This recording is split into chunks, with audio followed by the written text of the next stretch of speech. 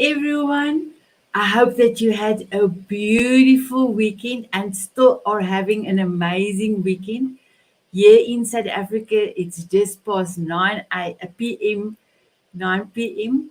And I need to please ask for your forgiveness. I cannot stand today in front of you. I got a little bit of food poisoning yesterday, and I'm a little bit under the weather, as I say, but I am here and I'm going to have an amazing guest and we're going to talk about the power of love. For me, the power of love is there is actually no other feeling to describe it, how amazing it is. When my grandson moved to New Zealand, I knew I could only be with him if I lose the weight. And you all know I actually lost 165 pounds or 75 kilogram to be with him, as New Zealand don't allow you to have a working permit if your BMI, your body mass index, is higher than 35. I lost the weight. It took 18 months, a lot of hard work, a lot of standing in front of the mirror and say, Sanet, you can do it. You're amazing. You have done so many things in your life. You can do this. I was privileged enough to have seen my grandson Zander and Zayden in November and December, and I came back to South Africa in March. And the power of love was undeniable, beautiful. So I quickly want to ask you, how do you feel about the power of love for yourself, for you? Are you connecting on a daily basis to your perfect, beautiful love?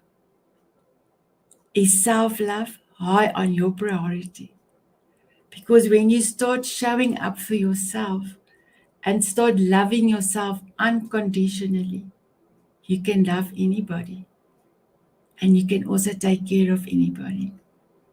So first, I would like to say thank you so much for viewing and thank you for being here live on YouTube or on the Diamond Beauties.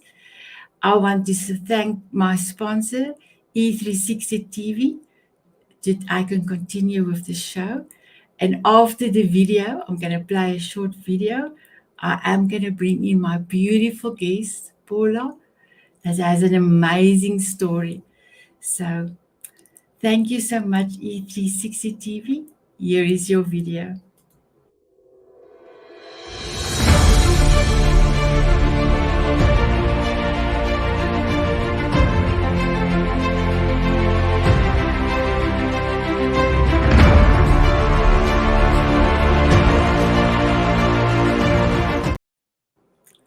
Hi, everyone. Hello, Paula. Hello. I am so happy that you are here. I'm super excited.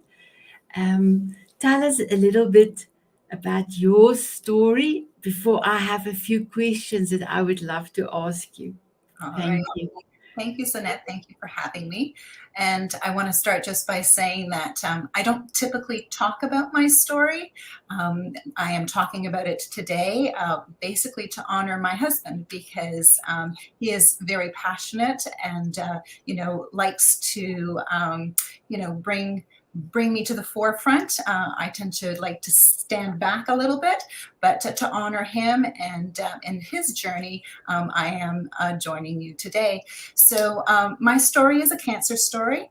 And the reason I don't like to share it is because it is not my today. It is not my reality.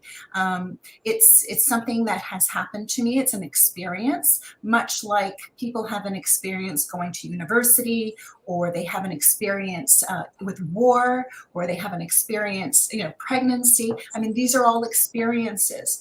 And yes, absolutely, they are woven into the fabric of your being. They are the fibers of your being. However, it does not define who I am. It's not my reality. It's not my here and now. I don't need to keep it alive. It was an experience. And so I only share my experience with, I'm going to say a small group of people, basically because it doesn't define who I am, and that's not my lead story. I am so much more than that lead story. And to put it in perspective, the average life expectancy of a person is 82 years. So if you had a page, if you created a novel with one page for every day of your life, that novel is approximately 30,000 pages. And Wow. the reality is that my experience is nowhere near 30,000 pages. It is just a few pages. It's a chapter, but it's not going to represent who I am. There's so much more to who I am. Wow, amazing. And just seeing you and your beautifulness and the way that you talk, I can totally understand why Glenn said that you are his hero. And I am so excited for having you here. As you know, Glenn was on my show, the live for the Diamond Beauties Power Hour live on Zoom, and he was twice on the TV show. And but we're going to talk a little bit later about that. So I thank you for honoring him, but mostly thank you for honoring me to sit here in front of me and in front of so many other people to come and tell a little bit of your experience, as you say. So I will start with the first question. Are you ready? Okay, go for it. What was the moment that you first learned of your cancer diagnosis, and how did you react to the news? Okay. So it's interesting. It was springtime in 2004. It was the month of April, and I wasn't quite feeling myself, but, I chalked it up to, being a mom. And, I have two daughters that at the time were 8 and 10 years old, and my younger daughter had the stomach flu. So I just chalked it up that, I had picked up her bug, and that was the reason I was feeling this general malaise.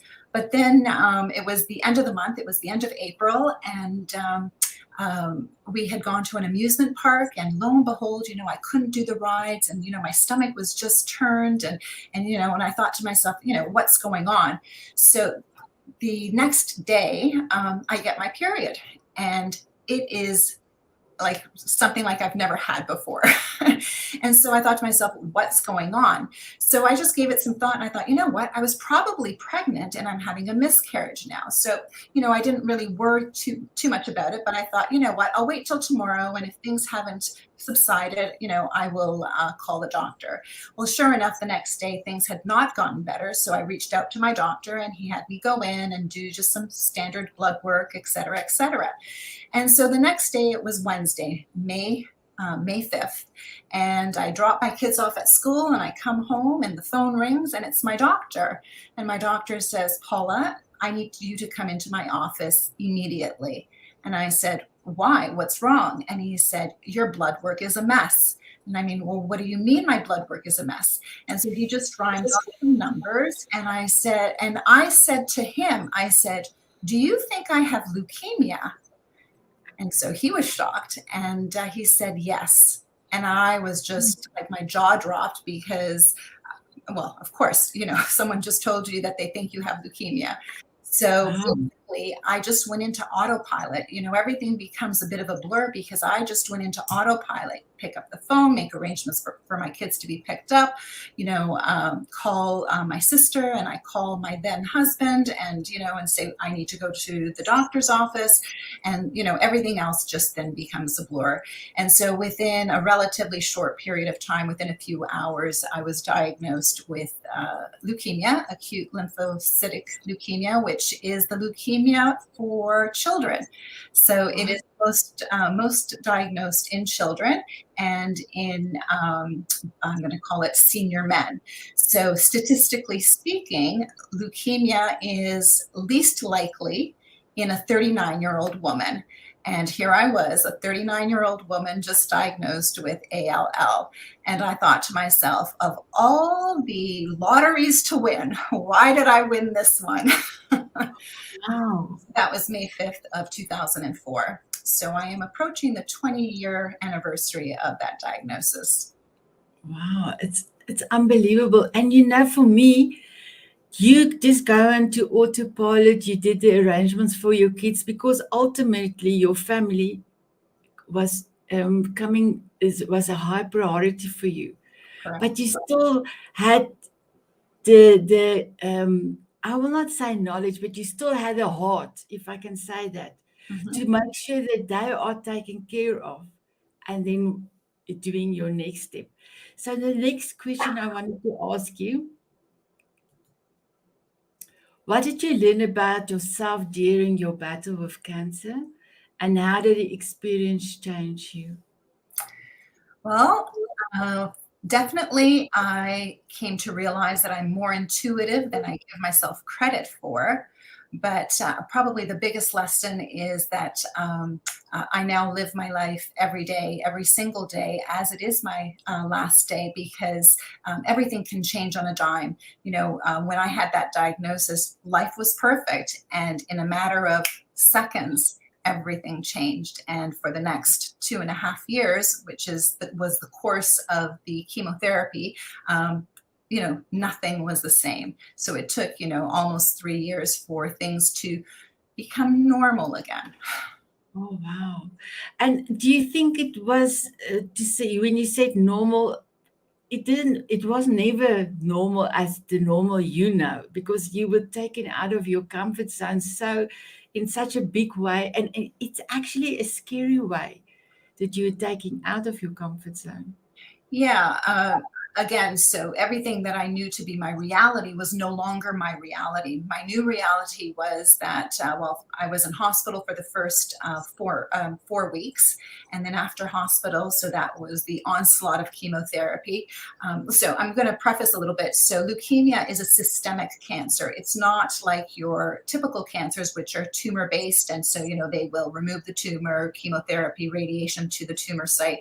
It's a systemic cancer. So there's no one spot to focus on like it is throughout your entire system. It's a blood cancer, much like I'm going to call it your lymphatic system or bone cancer, or those are just some examples of systemic cancers.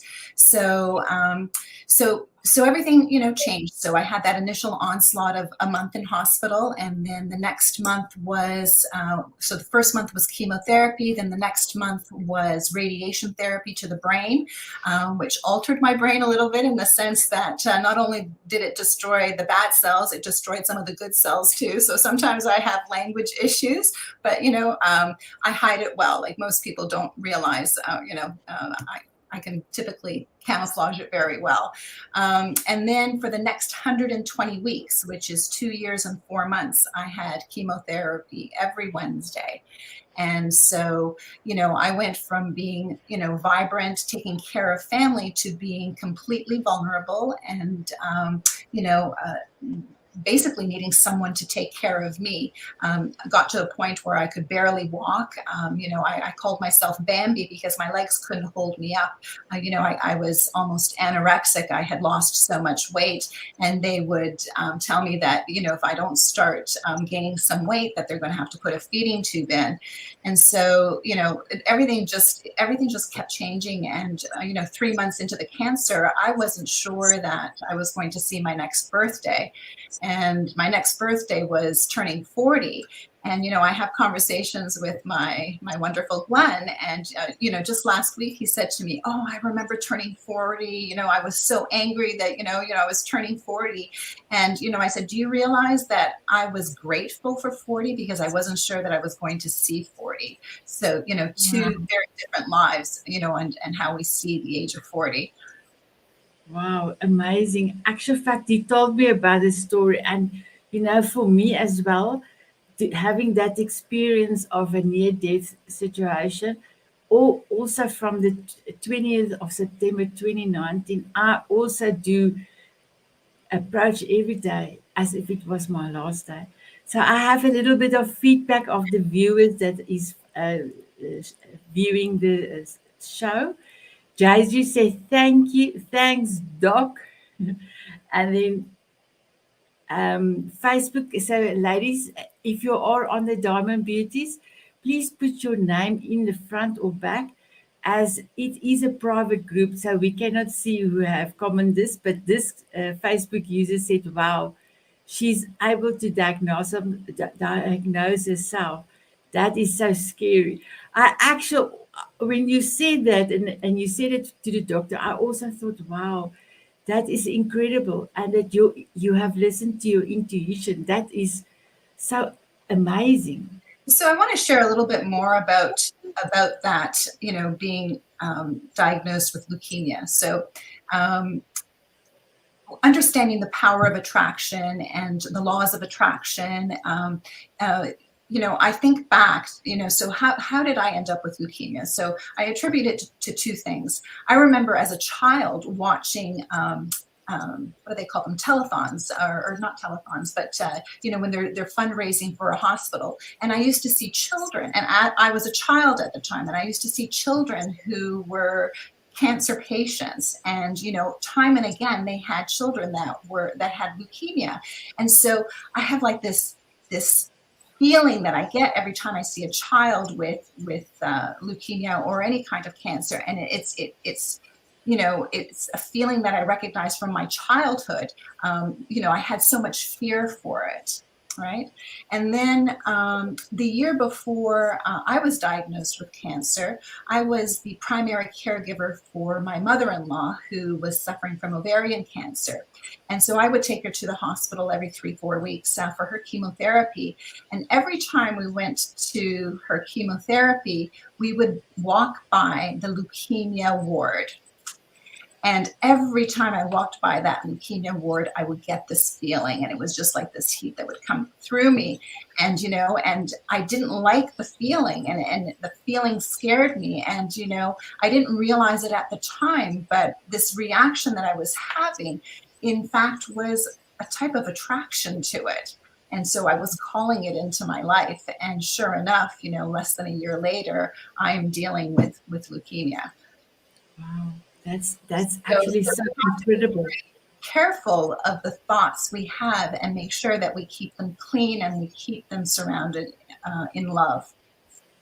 Not true. I totally agree with that. So the next question is all around your family. So let me just show you. How did your family and loved ones support you during your journey?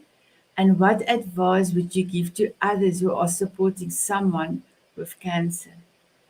So let's start with my children. So I had an 8 and 10-year-old at the time, and they really became my beacon. So they were my inspiration. They were the reason that failure was not an option for me. No matter what, everything I did was for my children. I needed to live. I needed to be there for them. And so that was the role that my kids played.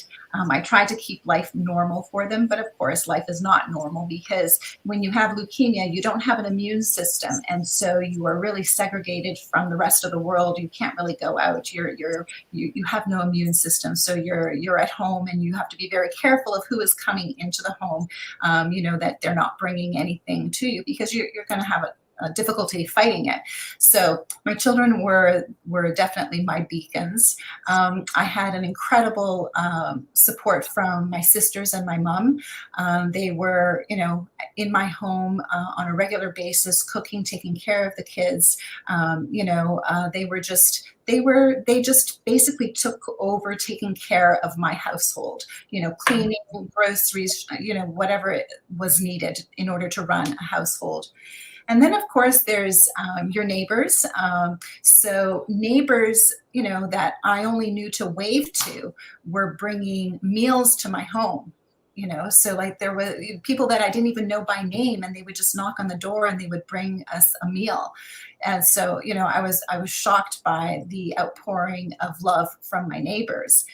And my children, they were in a very small school. There was only about 100 families, but 2 of the moms basically reached out and said, we are going to take care of making lunches for your children for the rest of the year. Wow. So they each took one of my children under their wing. And so when they made lunches for their children, they actually, made an extra lunch for my children, so that let's call it chore wasn't, a small thing that we didn't have to worry about on a daily basis was, getting the kids lunches made.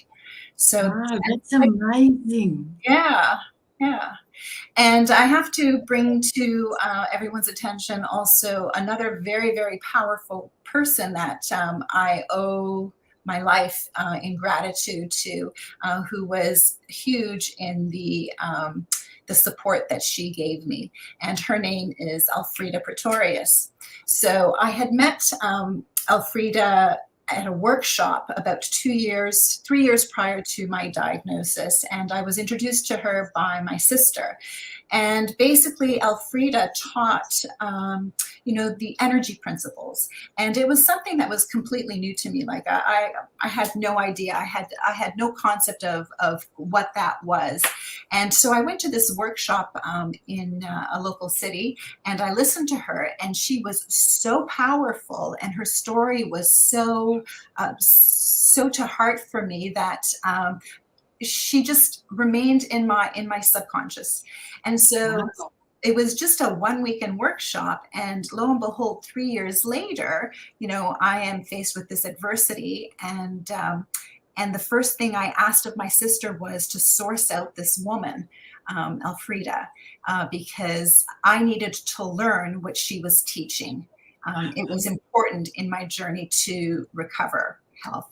And so Elfrida came to my home for 120 weeks every Friday and spent 2-3 hours sitting with me, talking, sharing her knowledge. She had a huge basis of books that she pulled her knowledge from. She was inspired by her father. And interestingly enough, Elfrida immigrated from South Africa. And Wow. so she's South African. So it's kind of interesting, the story of how Glenn met you, and you're from South Africa. And that Table Mountain is on my bucket list because Elfrida, she utilized the material from her book called The Rules of the Game. And it is how to overcome struggle and start living. And Wow. it's a novel of spiritual awakening. It's a story of truth, and it's entertaining, but at the end of the day, it cleverly disguises things that we all need to know. So this book was, phenomenal in my journey. And again, like I said, Elfrida was, out of the goodness of her heart, there was no remuneration here. It was not like I was paying her, but she came to my home every Wow. week for 120 weeks and mentored me to health. Because at the end of the day, medicine was only one element of my healing. At the end of the day, the power to heal was within me, and I needed to create that for myself. Wow, amazing. And when Glenn asked me about Table Mountain, I just quickly also got a few other beautiful places that you can go and visit, and that you maybe will come here next year. It's going to be amazing. Then I will also be able to see you with my own eyes and give you a huge hug. I'm a hugger. I love to hug. So we actually have a few people that ask a question. So let me bring up Valda. So Valda said, Valda, how do you think being around this type of things affect healthcare providers who have no choice but to be there?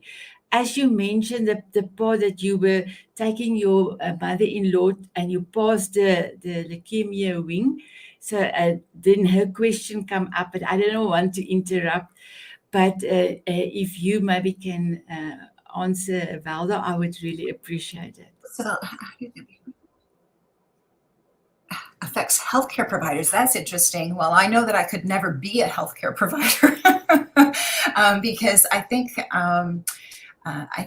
I'm just too much of a feely person. I don't know that I can separate that. And, for example, like my daughter, my youngest daughter, she's actually a nurse. And so she is in the healthcare field, and she does provide, for those who are not well.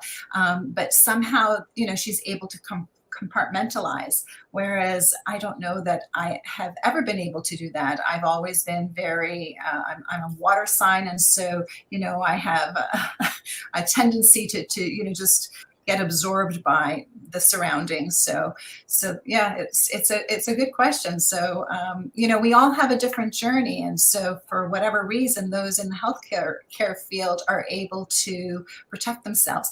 And actually, it brings to mind another experience that I had when I had the leukemia, and that was a Reiki practitioner. So Elfrida introduced me to a Reiki practitioner, and her name was Jeannie. And Jeannie was magic with her hands. I mean, whenever Jeannie laid her hands on me, the pain, the anxieties, like everything was lifted. She was able to bring me to a place of calm and serenity. And the very first time I met Jeannie, she actually came to my hospital bed, and I was in excruciating pain. Morphine wasn't cutting it. Like I was a disaster. And both Elfrida and Jeannie came to visit me. And the very first time that Jeannie laid hands on me, I actually had an out-of-body experience. And I know it sounds really, really crazy, but it was the very first time that I was actually able to experience some relief. And I clearly remember elevating outside of my body and looking down on my body. And when she was finished, I just descended back into my body and I slept the night. And that was the first time that I experienced no pain. And it's that feeling that I chase, but, I've never been able to recreate it, even though, Jeannie came to perform Reiki on me for probably, I'm going to say, not on a weekly basis, but every other week I had Jeannie come, and I just always felt relief. I felt calmness from her treatments, and I was chasing that out of body, but it only happened the one time. But to have experienced that one time is magical, because that doesn't happen to a lot of people. Yeah. So I've got another, somebody say, hello, Paula. And then that person is Mandy. She said, Mandy here. And then I've got another feedback. It says, Armin, we have the power within us. Ignite the power to heal. I love that. And then I've got something about Table Mountain is on my list too. So, ladies and gentlemen, when you do come to South Africa, please make sure to contact me before the time. I can tell you a little bit more of beautiful places where to look and where not to go. So yeah, just see if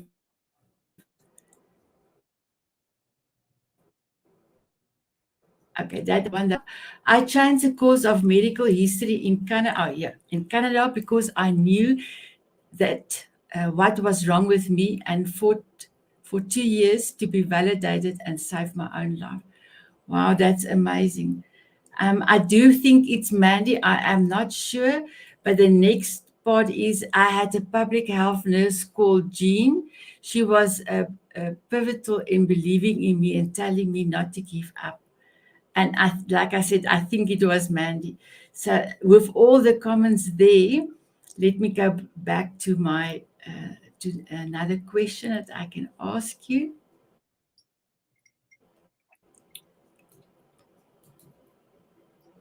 Allow to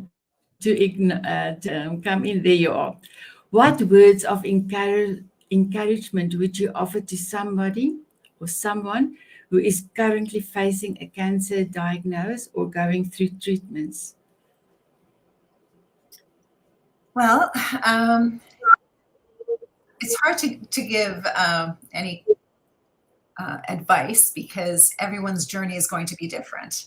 And so, that journey is what we make of it, and, how we create that journey for ourselves. But at the end of the day, I would say, you have to believe in your recovery, and you can't just be saying it, but you actually have to feel it. Like, it has to be part of your core, where it's a knowing. It's not a, I hope to. No. You can't hope to. There's no such thing as hoping to. It's a knowing. You have to know in your core and believe it in your core and feel it in your core. There's, the 17-second phenomenon, and basically it only takes 17 seconds of your concentrated energy and thought process to attract something to yourself. So that's all it takes is 17 seconds. So if you could do that repeatedly and just, devote 17 seconds multiple times a day, believing it, feeling it, smelling it, touching it, tasting what a healed person is, I think that goes a long way in terms of attracting, that healing to yourself and giving yourself the strength to self-heal. And something that I used very much so during, again, my journey is laughter.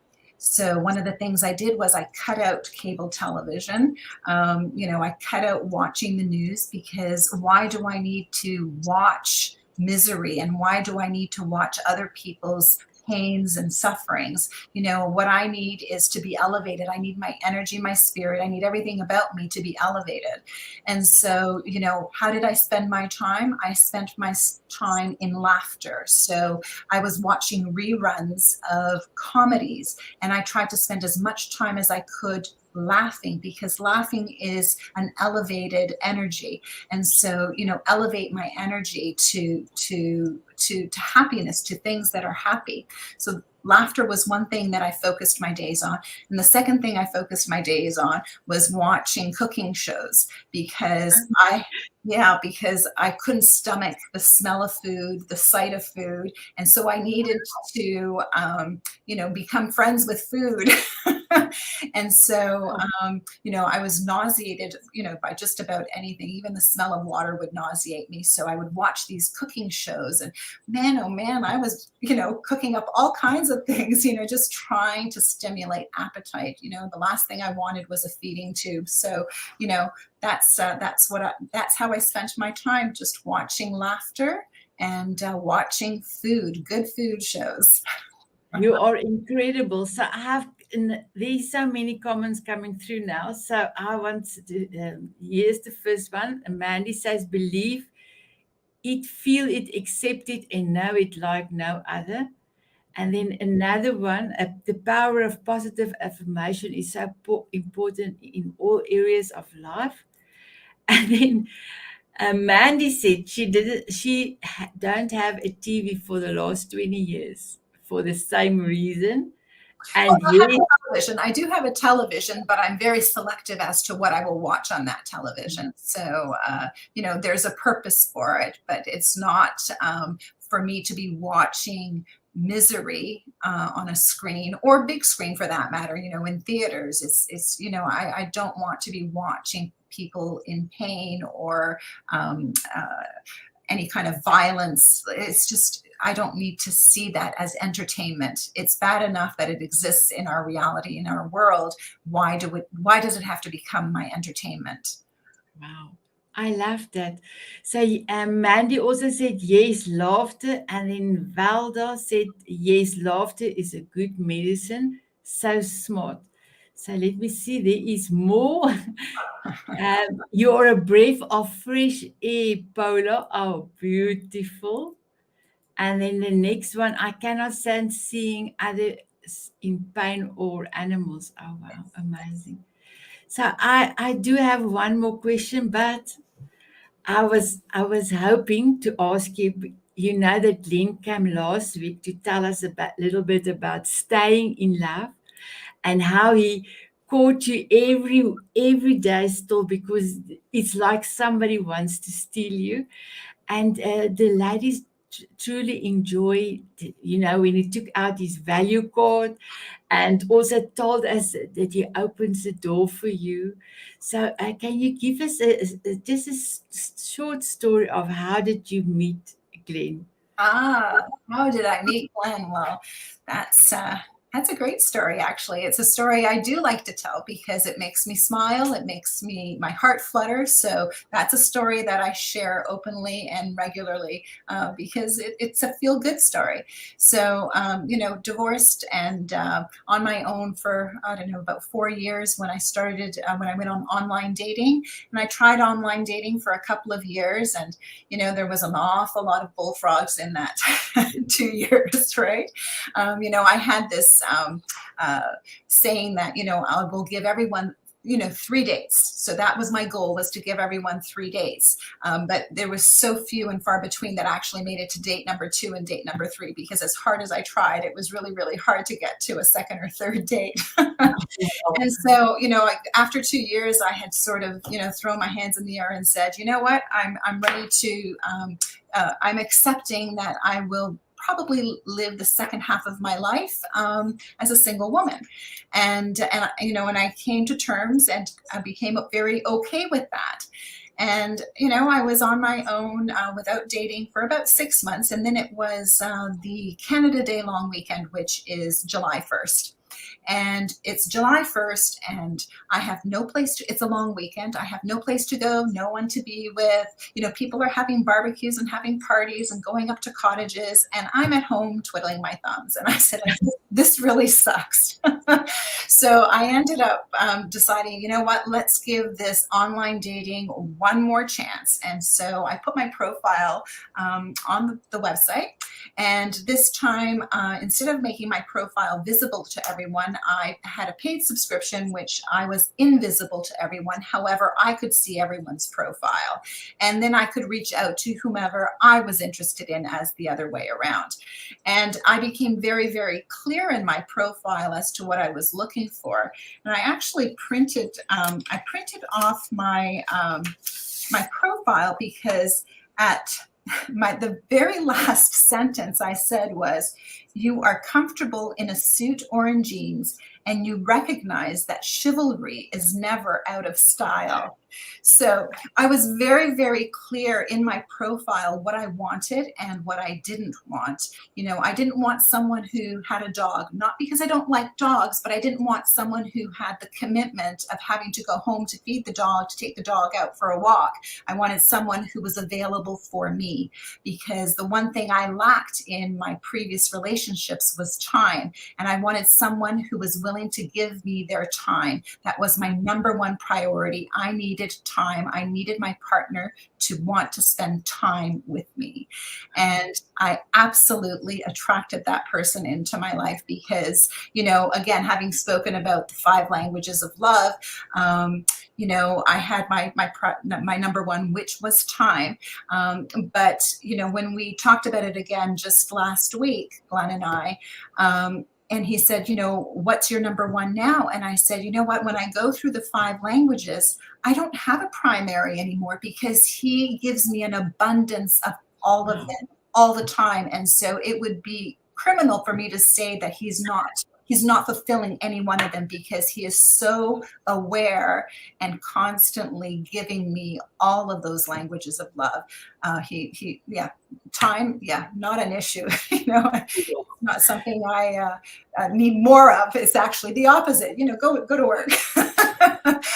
Joking about that, I'm happy to have him at home with me. Oh, wow. I 100% agree with that. My ex barely spent a minute with me except for his own use. And then I did bring up this one, but I took it off because I know that the reading for you was a long read and you were busy telling your story. You have an amazing husband, my friend, chivalry finest. Great respect and love for both of you. There's hope for me yet. I thought that was beautiful.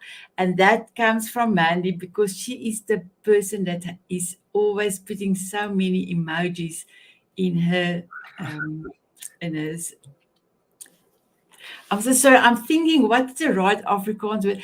I think because of the food poisoning I have from yesterday, it's like my brain really don't want to work and think English. I'm thinking in Afrikaans and then try to translate it. Okay, so you met Glenn the first day, and Well, what did you? Yeah, Yeah. so basically, the first week that I went back online, I reached out, I exposed my profile to 5 gentlemen, and there was no response from any of them. And talk about, being disappointed or being, feeling deflated. It's like, how is it that I show my profile and not a single one, takes any interest to what I have, presented?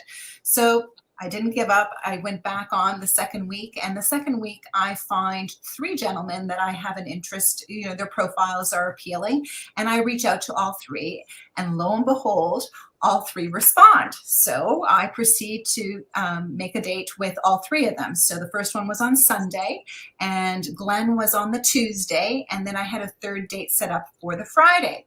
So on the Sunday, I go out with the first gentleman, bachelor number 1, and bachelor number 1 was lovely. But I proceed to agree to a second date, and the second date was a week out because he was going out of town on business, which was fine. So date number 2, bachelor number 2, was Tuesday, which was Glenn. Now, when I actually revealed my profile to Glenn, it was a long shot, because when I saw his profile, I thought there's not a chance in heck that this guy is going to have any interest in me. His profile, all of his pictures, he was very athletic and, bike races and, hockey player in his younger years. And I thought, I'm nothing. No, I have no athleticism whatsoever. I'm not athletic. And I just thought there's not a chance I will be someone he would have any interest in. But he did reach out. And so I thought, okay, well, what the heck, let's go out with this guy. And as it turns out, I had to delay the date because I was delayed at work. So instead of meeting at 7, I said, do you mind, is it okay to meet at 8 o'clock? And I thought for sure that was going to be a done deal, because anyone who's ever delayed in the past with me always ends up being a waste of time. So he agrees, and I thought, oh, okay, well, there's another point for him. Anyways, so we meet at a restaurant for a glass of wine, and I am at the hostess, and I said, I'm meeting someone here. I don't know him.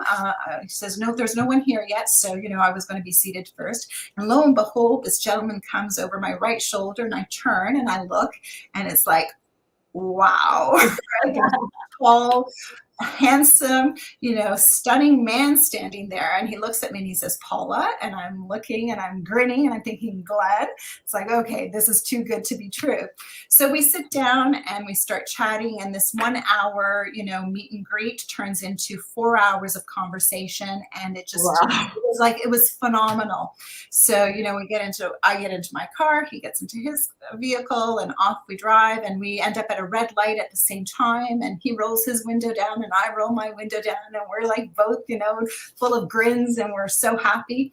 And so he calls me the next day, and he says, can I meet you?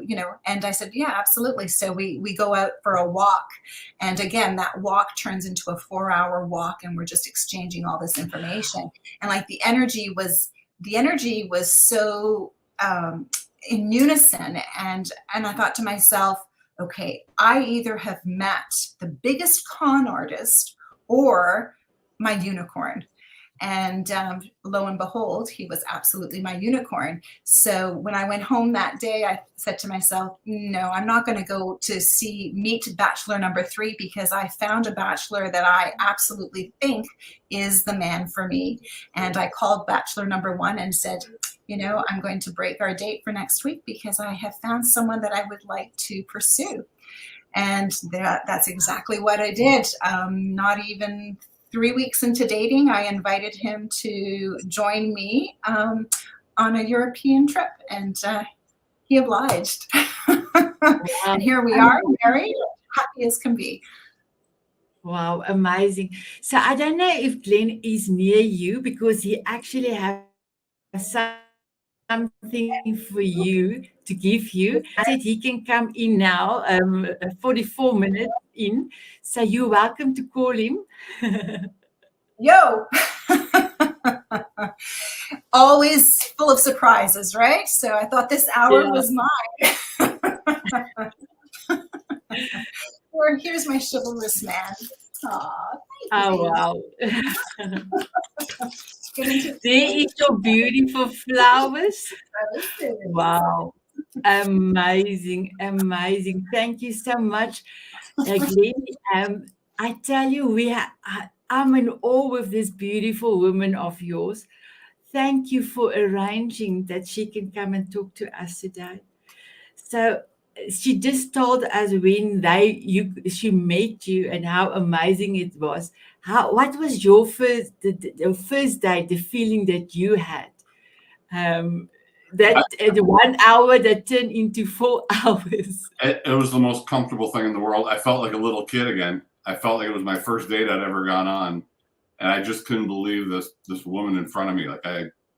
Her smile, her laugh, her engaging conversation, beautiful and stunning. Like, it's just like I used to pray to my dad when I used to drive to work, find the woman for me that I deserved. And my dad was passed at the time, and I guess he gave me Paula. So, Oh, wow.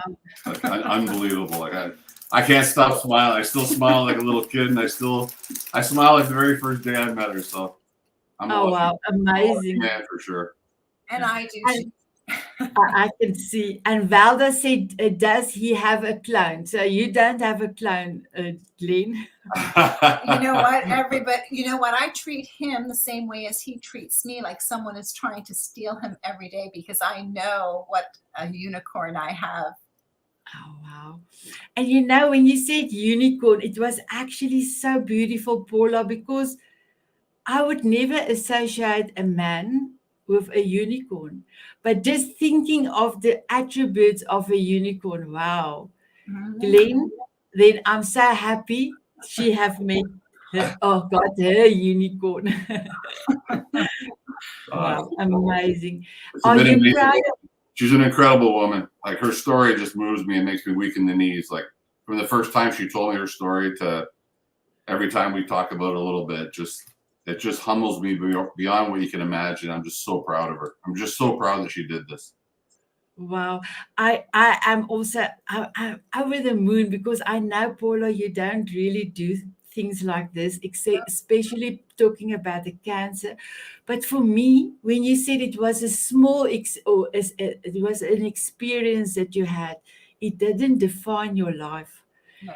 It was, for me, I actually had goosebumps. It was so beautiful, because a lot of And I learned so much from that experience. That experience, I think, made me a better person all around.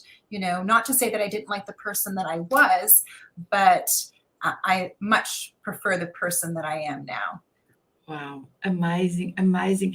And Paula, if there's something that you can say to Glenn that maybe he didn't hear before, or have in a while not hear, is there something that you can say to him? And then I will also ask Glenn the same question. Something I can say to him. I say all kinds of things to him all the time. I don't think anything I could say would be a shocker or something that he doesn't hear regularly. Like that. That's a tough one, because, you know, we live our life in abundance. You know, we don't hesitate to share our ups, our downs.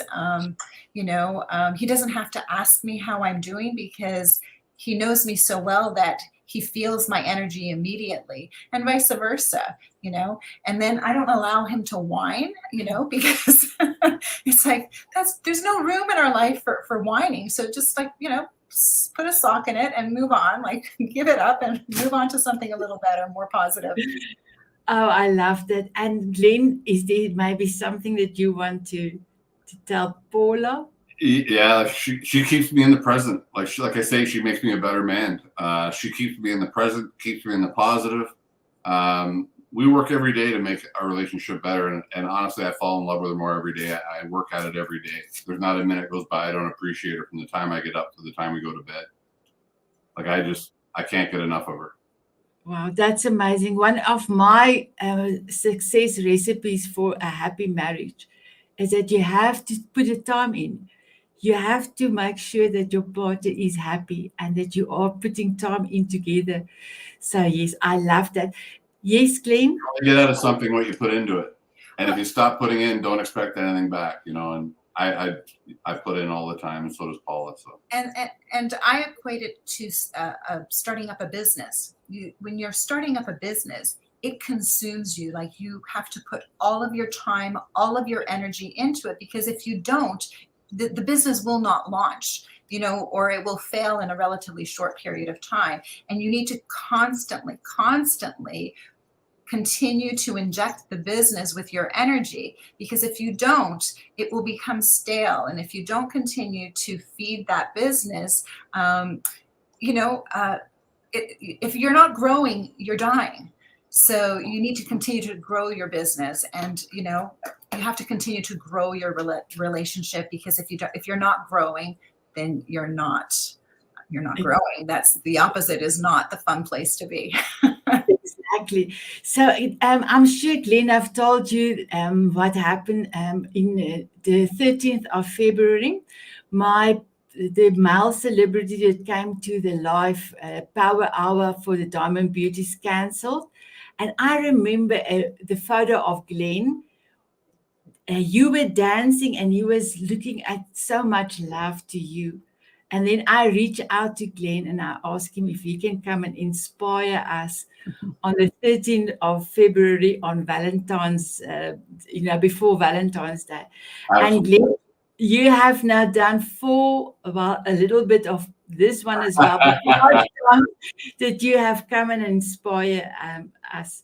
So Paula, is there one advice, one golden nugget that you can give to the viewers? A golden nugget.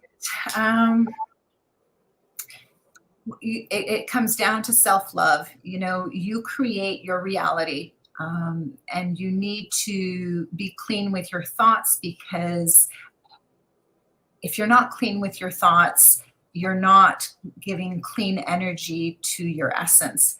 And at the end of the day, the universe will deliver exactly what it is that you are putting out to the universe. So just be clean with your thoughts. I love that. And that's also something that saved me, is self-love. Because as soon as I start with my relationship in the mirror and spend time with me, the weight also dropped off a lot. So I just want to say, yes. One more thought. So in terms of that, clean thought, if anyone is not familiar with the principles of cause and effect, become familiar with the principles of cause and effect, because living your life at cause instead of at effect is truly powerful. And everyone needs to not become a professor in it, but have some knowledge of it, to live at cause, live your life by design, not by default. Wow, I love that. Thank you so much. Your story is so a powerful reminder of the importance of love, hope, and perseverance in the face of adversity. Thank you for sharing it with us. And thank you for sharing your love story with Glenn. Of course. I am going to play out I have asked somebody to write a signature song for me. I wanted something like sparkles, and I wanted fairy dust and hugs, because love, I believe the world can heal through love. So if you can just allow me to quickly bring it up, I'm going to only play a snippet and then we will say our goodbyes. So here is my beautiful song that Jennifer Gerald have written for me and sung for me.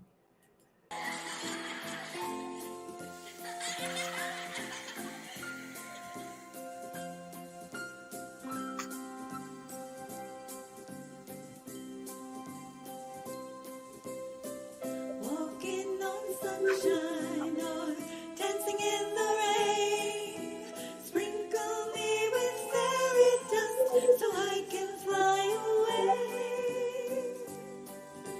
Smiling at a moonbeam or squinting in the sun, sprinkle me with fairy dust and cover me with love. Wow.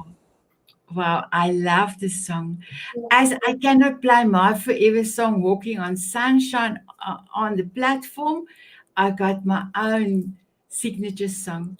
So, my beautiful Paula, I want to say thank you so much for giving us your heart and telling us your story. And yes, I do agree. The last part, the love story was amazing, because there is so many people that, especially ladies, that goes through dating services. And when you say they are bullfrogs, because there's a lot of things that is just not, that's not good. But you know exactly what you wanted and you got what you want. So that is a big lesson, maybe for all of us, to know what you want so that you can get it. Is there one more last word or sentence you want to say before I have to end the broadcast? Um, you can have anything and everything that you desire. You just need to be clear with the request. Make your request very clear. Wow, I love that. So please stay on when I did the end of broadcast, and then I will be back with you just now. Let me just. So Thank everyone, you. Thank you for having me. It's been a real pleasure. It's with great pleasure. Thank you. thank you. Bye bye, everyone. Have a beautiful day. You too.